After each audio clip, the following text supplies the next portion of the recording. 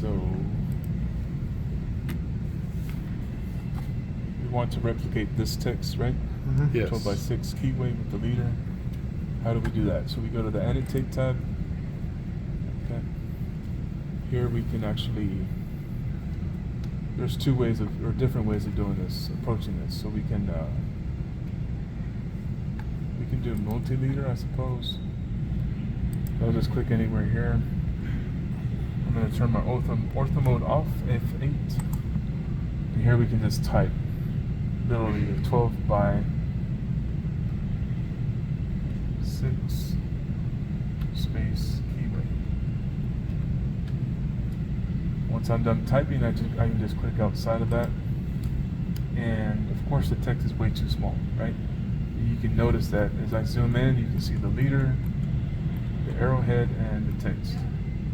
So we could like select it, go to the dim style, change it as we demonstrated in the past video, or we can change it here through properties, text height. Right now it's at 0.18, so we can change that to a 0.5.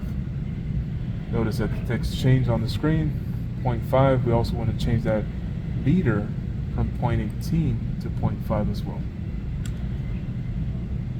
And if we go to the home tab, additionally, we can also change that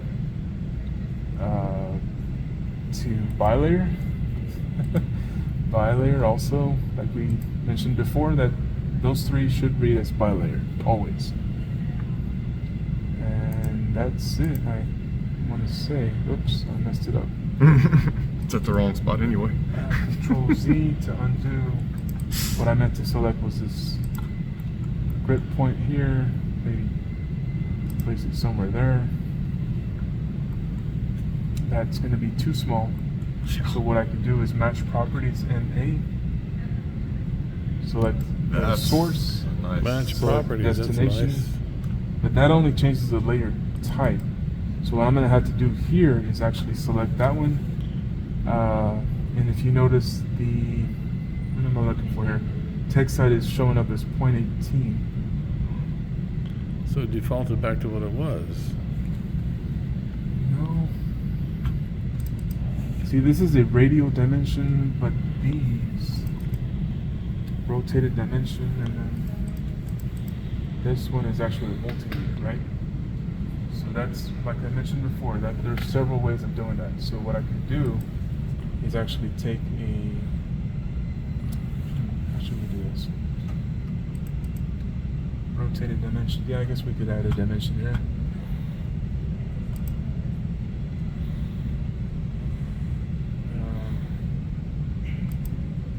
Okay, here it is. So you can actually find this one on the home tab, right? Which is under annotation. You can try and also find it additionally under annotate, the annotate tab. And here it is, linear aligned. But see, that defeats this. This one is actually, it has to be a multi-leader because you have text, right?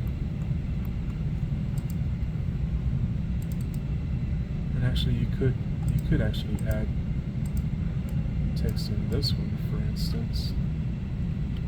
Yeah. Okay, so let's see. That's the rotated What did you dimension. click there to make it do that? I just double click on the text. That's it, and you can just start texting like normal. Kind of like how we change that thing in the corner every time, huh? Oh boy, Yeah, get to that's- go home and redo all That's this not tonight. what I'm trying to do there. Wow. Do it. All right, well, I know what we're doing for the next couple hours. Oh man. Okay, here it is. Yeah. Okay. Okay, that's the same. It's gonna be more. Dude, that is really a pristine looking piece. That really was impressive what you did. Yeah, I mean that, dude. But now it's nothing but That could be a trash. display on the Enterprise, man. I'm trying to think how. Didn't you? Yeah, that's right. If we go back to dim style Mm-hmm. on Josh, your computer, you have the style overrides. I don't know where you got that from. And even if I do match properties, it's not going to match. That original was on my desktop at the Match. house.